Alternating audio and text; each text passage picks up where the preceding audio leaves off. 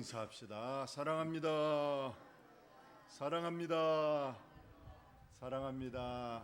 반갑습니다. 모두 사랑합니다. 어떤 시골 교회 목사님에게 예쁜 애동딸이 있었답니다. 한 15살 되는 딸이었는데 그 딸이 강아지 하나를 애지중지하게 키웁니다. 그 강아지를 그냥 목욕시키고 또 맛있는 것도 해주고 또 밤에 잘 때는 꼭 안고 자고 그랬는데 어느 날 그 강아지가 시름시름 앓더래요. 그래서 목사님께서 뭐 일다가 죽으면 땅에 묻으면 되지 했는데 그 딸이 기어코 그 강아지를 동물병원으로 데려가 달라고 하도 애원해서 읍내에 있는 동물병원에 갔습니다. 갔는데 병이 조금 깊은 데 들어서 엑스레이랑 찍어보고 해야 된다고 합니다. 그래서 얼마냐 그랬더니 치료비가 50만 원이라고 그럽니다. 참 가난한 그 시골교회 목사님 사례비라도 얼마 받지 못하는데 그 돈이 없잖아요. 딸에게 그냥 포기하고 가서 낳았으면 낳고 못 낳았으면 그냥 땅에 묻자 그랬는데 거기서 울면서 딸이 그렇게 기어코 치료를 시켜달라고 그래서 급하게 친구 목사님한테 전화해서 50만 원 빌려가지고 그 개를 이제 치료를 했다고 그래요.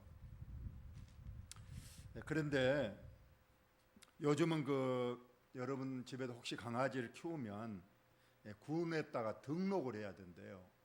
저도 지금 등록을 지금 할까 말까 하고 있는데 한 마리가 있어서 등록을 하면 그 칩을 몸속에 넣어야 되는데 8만 원 든답니다. 근데 군에서 5만 원 지원하고 개인이 3만 원 들여서 지금 칩을 해야 된답니다. 그렇게 해서 등록을 마치면 그때부터는 이 강아지에 대해서 여러 가지 의무가 따른다고 그래요. 예방 접종도 해야 되고 또 만약에 사고나 이런 걸로 죽으면 반드시 그 장례를 치렀다는 증명서를 가져와야 된대요. 그래서 좀 많은 사람들이 지금 등록 제도를 고민하고 있고 또 이제 2년 3개월 후에는 이제 아주 개를 절대 이제 먹는 것 자체를 금지해서 먹으면 이제 벌금을 내는 그런 법이 지금 이미 시행 날을 기다리고 있습니다. 지금은 먹어도 됩니다. 지금은. 근데 죽이면 안 돼요. 개를 죽이지 않고 먹기만 지금은 허용되는데 만약에 죽이는 것을 누가 봐가지고 신고하면 약 300만 원의 벌금이 나온다고 그래요. 담양에서 매년 복날 그냥 마을 어르신들 모여서 개 한 마리를 항상 이렇게 먹었는데 그 시골 사람들이 법도 모르고 올해도 한 마리를 가지고 노인들 8분인가 드셨다 해요. 그걸 누가 신고해서 개인당 300만 원씩 부과를 하니까 세상에 이런 법이 어디 있느냐. 우리 조상 대대로 복날 한 마리씩 먹는데 이것도 미풍양속인데 어떻게 이럴 수 있느냐고 막 하소연을 하는 그런 분도 있습니다. 그리고 또 어떤 분들은 이 세상에 공산주의 나라도 먹는 것을 금지시킨 나라는 없다. 그 먹는 것은 개인에게 맡겨야지 그런 것조차 국가가 법으로 간섭을 하면 어떻게 되겠느냐. 공산주의 국가도 이런 법은 없다면서 지금 그 법을 폐지 운동을 지금 정기하는 나라 운동 단체도 지금 있습니다. 오전에도 말했지만은 정답은 없습니다. 먹는 것도 안 먹는 것도 중요한 것이 아니고 우리가 상대방에게 예의를 갖추고 또 상대방을 배려하고 그런 것이 중요할 것 같습니다. 오늘은 돌아온 수냄 여인에 대한 말씀을 좀 드리겠습니다.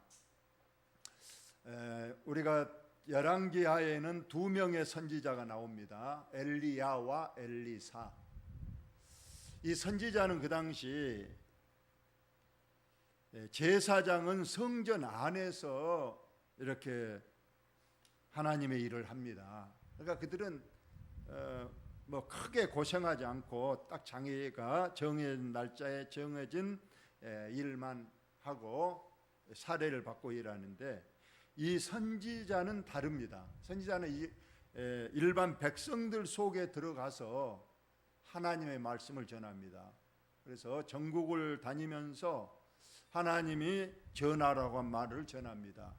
그리고 이 선지자는 누가 사례를 주지 않습니다.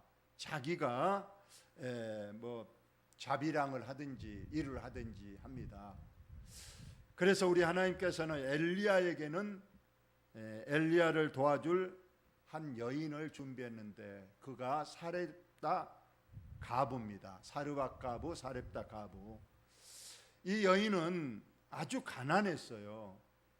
먹을 것이 없고 아들 하나 있는데 마지막으로 이제 그 밀가루 한 주먹하고 그 참기름 한 증발 남았다. 근데도 엘리야는 그 사르밧 가부에게 그것으로 떡을 만들어서 너가 먹지 말고 나에게 가져오라고 말합니다. 그러나 이 사르밧 가부는 그 마지막 한 움큼의 밀가루와 그 기름으로 떡을 만들어서 지금 배고픈 아들도 있고 자기도 배고파 죽겠는데 선지자 엘리야에게 드렸습니다. 아마 이렇게 한 것은 하나님께서 그 사르밧 가부의 순종과 헌신을 시험하기 위한 것이었는데, 이 사르밧 가부는 축복을 받을 만한 믿음이 있었기에 자기의 배고픔과 자기 아들의 배고픔도 있고 일단 선지자 주의 종에게 드렸습니다. 이 일로 인해서 이제 이 사르밧 가부의 집에 축복이 임하고 그 축복으로 또 주의 선지자 엘리야도 봉양하고 헌신을 했다, 그렇게 기록이 되어 있습니다. 그 뒤를 이은 엘리사, 우리가 지금 배우고 있는 엘리사 선지자도 한 여인을 하나님께서 붙여주셨다는 거예요.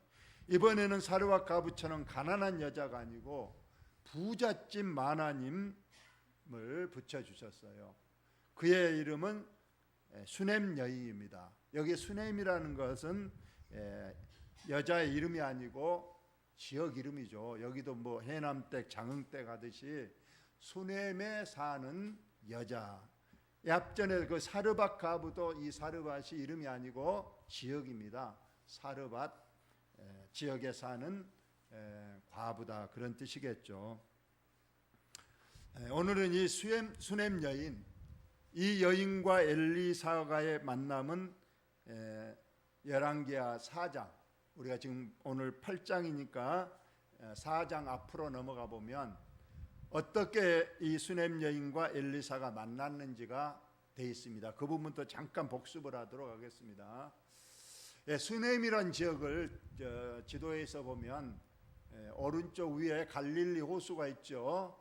그리고 왼편으로 갈멜산이 있고 바로 그 밑에 바로 수냄이라는 마을이 있습니다.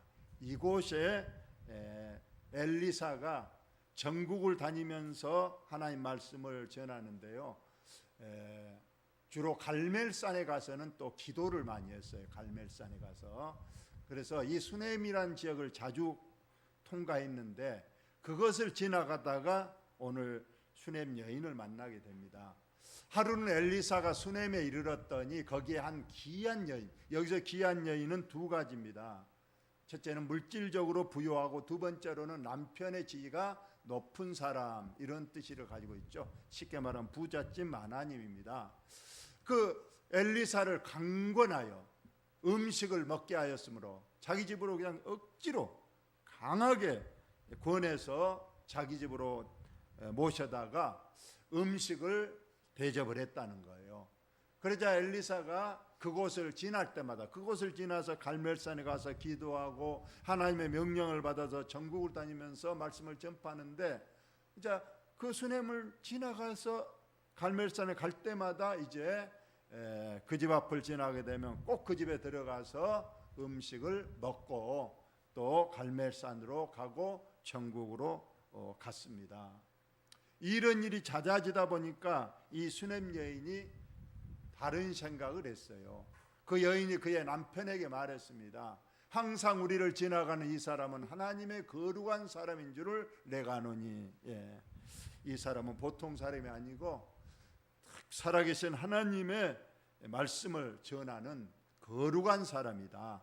그러니 우리 그냥 왔다 갔다 할 때마다 음식만 대접할 것이 아니라 그를 위하여 아예 그냥 우리 집에 방을 하나 만듭시다. 작은 방을 만들고 거기에 침상, 책상, 의자, 촛대를 거기에 두면 그가 이제 언제든지 와서 잠도 자고 기도도 하고 말씀도 보고 이렇게 우리가 하면 좋겠습니다 하면서 남편에게 강하게 또 요청했더니 남편이 그렇게 허락을 해서 수넴 여인의 집에 엘리사 선지자의 방이 하나 만들어졌다는 겁니다.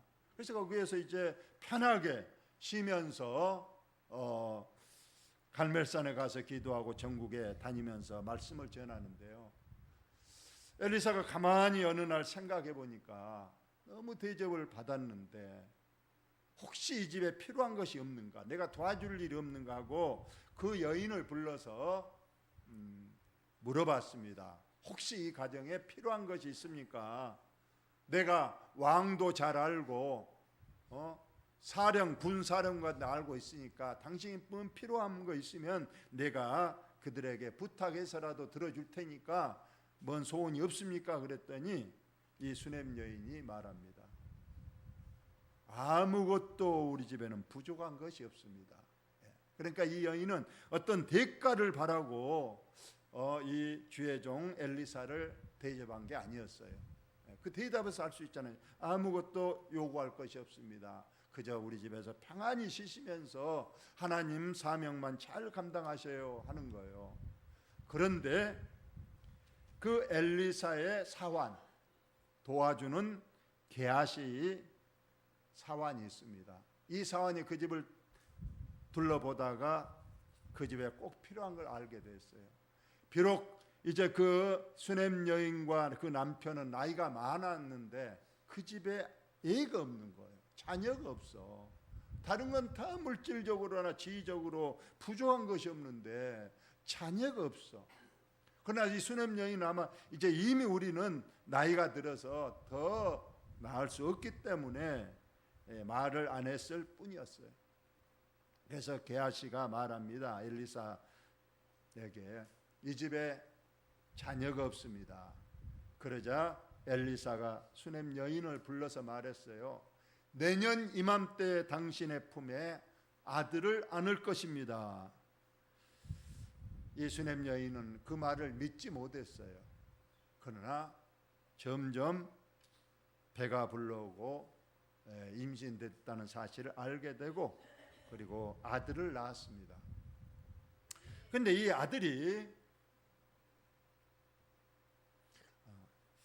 이렇게 수넴 여인이 엘리사를 이렇게 헌신하고 봉사를 했잖아요.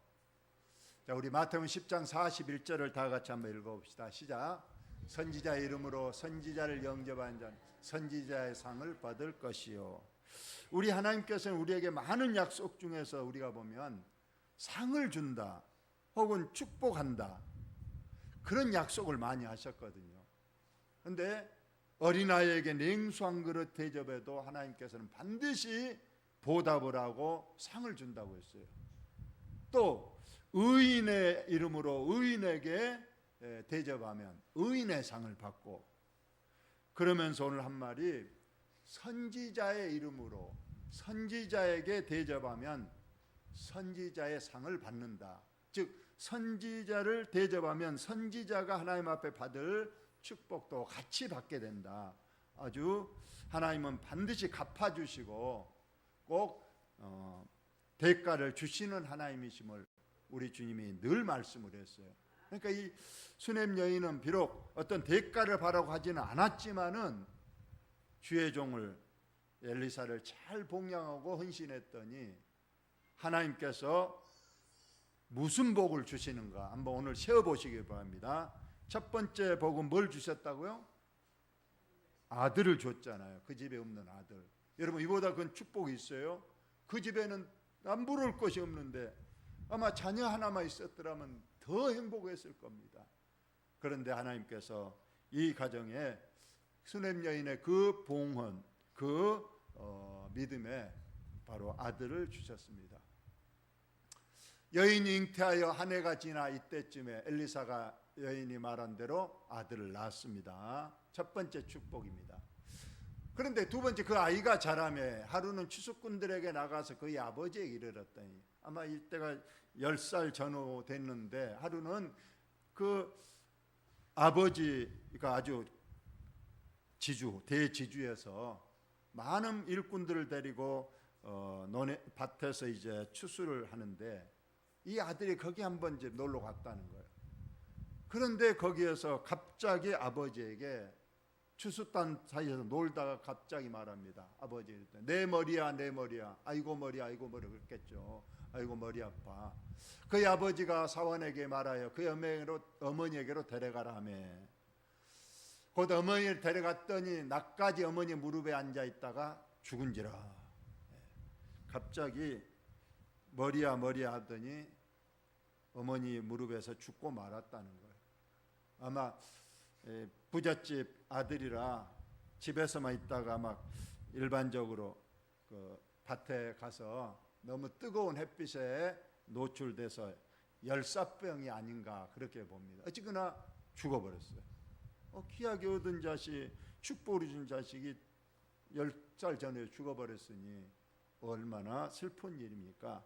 그러자 이 수넴 여인은 딱 아들이 무릎에서 죽자 울면서 장례 준비를 한 것이 아니었어요. 바로 일어나서 나귀를 타고 갈멜산 엘리사에게로 쫓아갑니다. 종 하나 데리고. 그리고 가서 그 엘리사에게 울면서 말합니다. 내가 뭐 아들 달라고 했습니까? 물론 좀 불평은 합니다만 지금 그 아들이 죽었다고 말하는 거예요.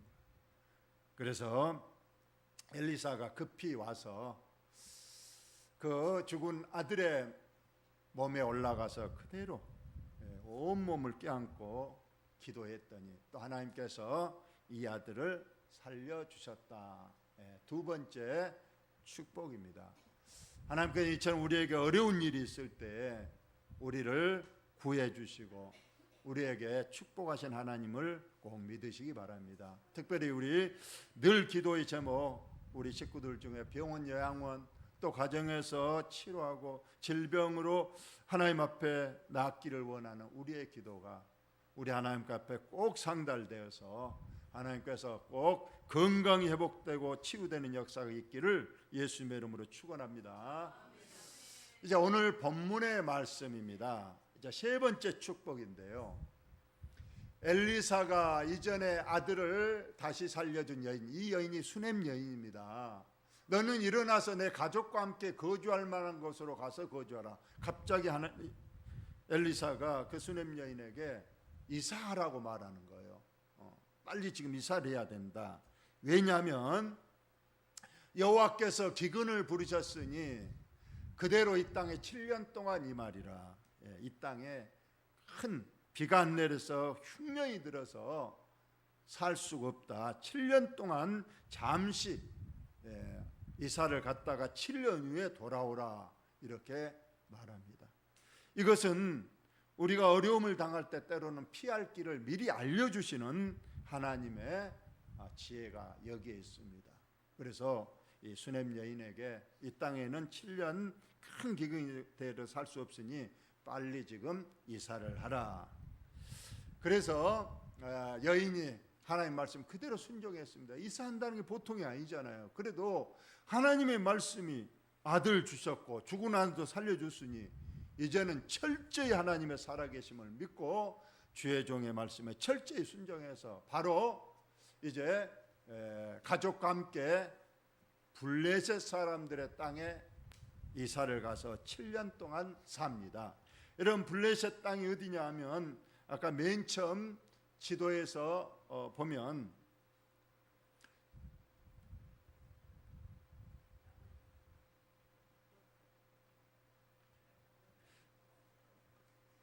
여러분 지도에 보면 북쪽 위쪽이 이스라엘이고 남쪽에는 예루살렘이고 예루살렘 그 왼쪽으로 바닷가 쪽에 보면 블레셋 나라 있죠.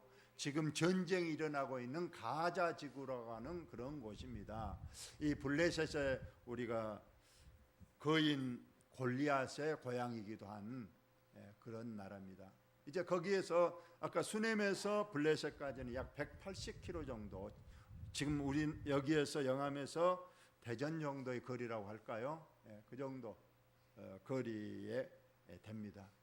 이제 그곳까지 가서 7년을 살게 됐다는 그러한 말씀이에요. 이건 하나님께서 알려주셨기 때문에 그 말씀에 순종해서 온 가족이 이제 먼 곳에 가서 살다가 7년이 됐습니다. 7년이 다음에 여인이 블레셋 사람들의 땅에서 돌아와 이제 다시 말씀에 하나님 말씀대로 7년 살고 이제 다시 고향을 찾아왔어요. 왔는데 집도 또 땅도 이미 다른 사람이 살고 있는 거예요. 가서 아무리 여가 내 집이고 내 땅이라 했더니 7년 동안에 아무도 알아주는 사람도 없었습니다. 지금이야 뭐 등기부 등본 뭐 대장 호적이 있기 때문에 쉽게 찾을 수 있지만 그 당시에는 그런 게 없었기 때문에 이거 돌아왔는데 빈털터리가 될 수밖에 없었다는 거예요. 하나님께서 아마 지혜를 주셨을 거예요. 왕한테 가서 내가 호소해서 나는 기어코 내 땅과 내 집을 찾겠다 해서 왕 앞에 갑니다. 이렇게 포기하지 않고 왕에게 갔습니다.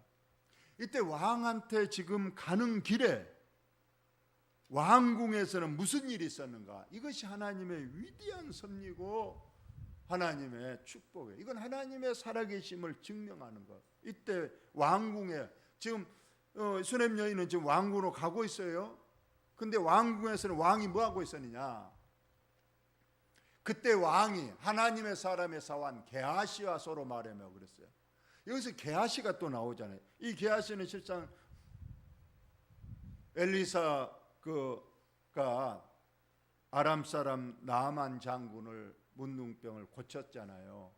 그리고 그 많은 예물을 준다고 그래도 엘리사 선자는 나는 절대 안 받겠다. 이건 하나님께서 고치셨고 나간 일은 아무것도 없다. 그러면서 전혀 예물을 안 받았어. 그래서 나아만이 가져왔던 그 많은 금은보화를 다시 싣고 가는데 그걸 본 이 사왕 게하시는 너무 약한 거예요. 받아서 좋은 일에 쓰면 되지 왜 그걸 안 받느냐. 지금 신학생들도 어려움이 갖고 있고 그런데 그걸 받아서 좋은 일에 쓸 수도 있는데 안 받고 보내는 것이 너무 아까워서 게하시가 쫓아갑니다. 나아만 장군 가서 거짓말 하잖아요. 우리 선지자님이 신학생이 어려운 사람이 있어서 도와주려고 그러니까 애투하고 은을 좀 주세요. 그러니까 나아만은 당연히 안 그래도 죽어와야 마음이 편한데 오려고 그러는데 다행히 또 주라고 그러니까 2배로 더 줍니다. 이걸 게하시가 가져왔다가 엘리사에게 호통을 받고 나아만에게 들었던 그 문둥병이 게하시에게 걸렸다. 이렇게 하면 돼 있고 게하시가 그 위로 어떻게 됐는지 기록이 없다가 오늘 본문에 보니까 이 사람이 어찌 된 일인지 왕궁에서 왕하고 지금 말하고 있는 거예요. 왕하고 말하고 있는 것 보니까 아마 어떻게든 그 문둥병이 나섰을 거예요. 나섰으니까 지금 왕궁에서 왕하고 얘기를 하고 있다는 거예요. 그 과정은 성경에 없으니까 말하죠. 근데 왕하고 게하시하고 뭔 말을 하느냐? 왕이 말합니다. 너가 모셨던 그 엘리사 선지자가 행한 모든 큰 일을, 무슨 일을 했냐? 한번 내게 설명해 보라. 그러니까 이제 게하시가 자기 스승 엘리사가 죽은 자를 다시 살린 일, 그 수넴 여인의 집에 아들이 없었는데 아들도 주셨고, 그 아들이 10살 전에서 죽었는데 그 아들을 살려줬다. 죽은 자도 살리신 위대한 하나님의 사람, 내 스승 엘리사다, 이런 말을 하고 있는데, 그때 수넴 여인이 딱 문을 열고, 왕궁 문을 열고 딱 들어와서 왕에게, 왕이여, 내가 지금 억울한 일을 당했습니다. 7년 동안 멀리 이사 가서 있다가 다시 왔는데 엉뚱한 사람이 내 집과 내 밭을 차지하고 있습니다 하고 호소하는 거예요. 그러자 옆에 보고 있던 게하시가, 이때가 지금 그 수넴 여인의 집에 일어난 일을 왕에게 얘기하고 있는데, 마치 그때 수넴 여인이 들어와서 지금 말을 하고 있는 거다. 이것이 우연일까요? 이것은 하나님의 살아계신 역사인 줄로 여러분 꼭 믿으시기 바랍니다. 게하시가 깜짝 놀라서 그 여인을 보고 왕에게 말합니다. 왕이여, 방금 제가 말한 아들도 주시고 그 아들이 10살 죽었는데 그 죽은 아들도 살린 그 여인, 그리고 그 아들 바로 저 여인입니다 하고 손가락질을 딱 하는 거예요. 참, 이렇게 하나님께서는 딱 정한 때에 하나님의 살아계심을 나타내는 거예요. 그러자 이제 왕이 말합니다. 그 여인에게 물었습니다. 당신은 어디 사람이고 이 게하시가 말한 말이 맞느냐 물으니까 여인이 다 말을 해줬습니다. 그러자 왕이 그를 위하여 한 관리를 임명하여 이르되, 이 여인에게 속한 모든 것과 이 땅에서 떠날 때부터 이제까지 그의 밭의 소출을 다 돌려주라 하였더라. 여기서 보면 하나님께서는요, 잃어버린 집과 밭, 그 땅만 찾은 게 아니었어요. 그것도 찾는 것도 참 이거 기적적인 일입니다. 어쩌면 수넴 여인 기대 반 포기 반 그런 모습으로 왕에게 왔지만은 왕이 땅을 찾아주라 합니다. 거기에 더하여서 전혀 기대하지 않았던 지난 7년 동안의 그 밭에서 난 모든 수익분까지 돌려주라고 말하니, 이 얼마나 엄청난 축복을 이 여인이 받았습니까? 하나님은 반드시 이전에 행한 믿음의 행위를 꼭 보시고 갚아주시는 하나님이신 줄 여러분 믿으시기를 바랍니다. 그리고 원하지 아니한 것까지, 기대하지 않았던 것까지 7년간에서도 또 한꺼번에 돌려받는 우리 하나님께는, 그리고 끝까지 책임지시는 하나님이신 줄 꼭 저와 여러분이 믿으시기 바랍니다. 그래서 주의 종에게 선지자 이름으로 선지자를 대접했을 때 선지자상을 받는다더니 아들을 얻었고, 또 죽은 아들을 다시 살림을 받았고, 또 흉년이 들었을 때 피할 길을 주셨고, 돌아와서 잃어버린 줄 알았던 모든 것을 다 회복하고, 거기에 더하여 7년간의 모든 수익까지 돌려받는 이 엄청난 축복을, 우리는 이 수넴 여인의 한 가지 그 믿음의 봉사 헌신에서 긴됨을 우리가 믿고, 저와 여러분도 더 믿음에 충성하시고 더 하나님을 잘 섬겨서 이 수넴 여인이 받았던 이런 축복을 저와 여러분도 다 받으시기를 예수님의 이름으로 축원합니다. 하나님 우리 아버지 은혜를 감사합니다. 우리에게 주시는